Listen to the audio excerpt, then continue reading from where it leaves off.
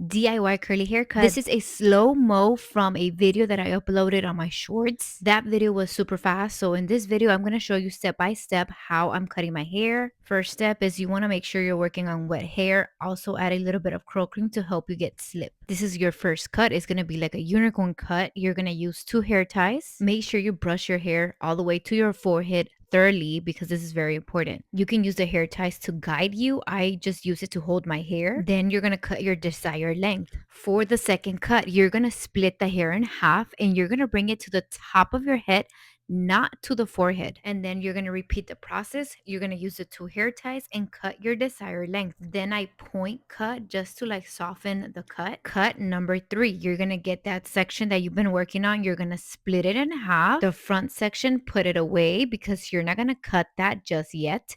We're going to be working on the section behind it, which is this one. Again, we're going to do the unicorn cut, making sure we brush everything thoroughly. Again, you're going to cut as desired.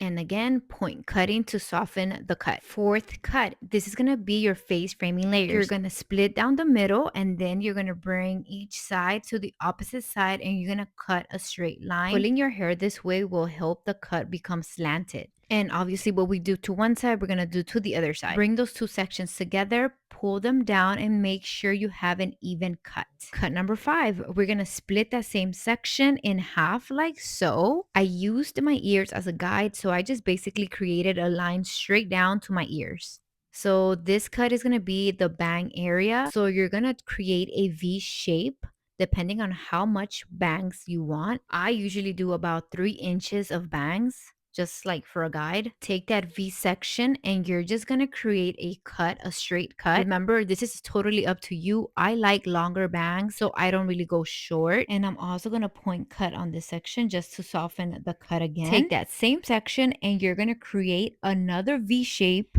and you're going to just do the same process. And one quick tip is always cut less. You can always go back and cut more if you like, but you cannot glue your hair back. And again, you're just going to cut a straight line and then you're going to point cut. Then you're going to bring the sides together again and you're going to take each section once again and you're going to pull it to the opposite side and you're going to do a straight cut. This is basically repeating the whole process again, but just making sure everything is evenly cut. Again, you're just going to repeat the same thing you did at the beginning of your face framing layers. Cut number 6, we're going to be splitting the hair in half. You can use already the middle part that you have as a guide to split your hair down the middle. You're going to take the longest layers from each side and you're going to shake them. This is going to bring out all the smaller layers. You're going to bring both sections from your longest layers and you're going to do a straight cut, just making sure everything's even. This is going to get rid of that V shape. And don't forget to point cut. So at this point, I was like, I need more layers. So I decided to do one final cut.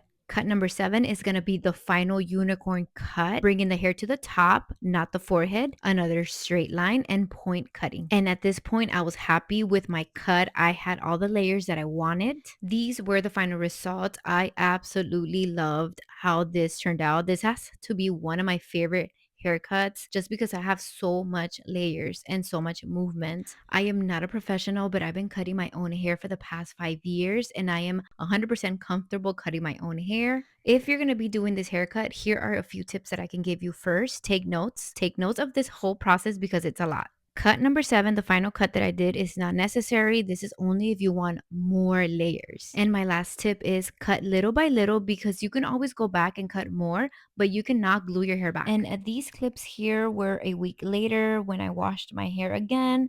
You can see how the cut settled. Thank you so much for watching. If you do try this out, please let me know in the comments below. I want to know your results. Also, I will be posting more long form videos, so stay tuned for that.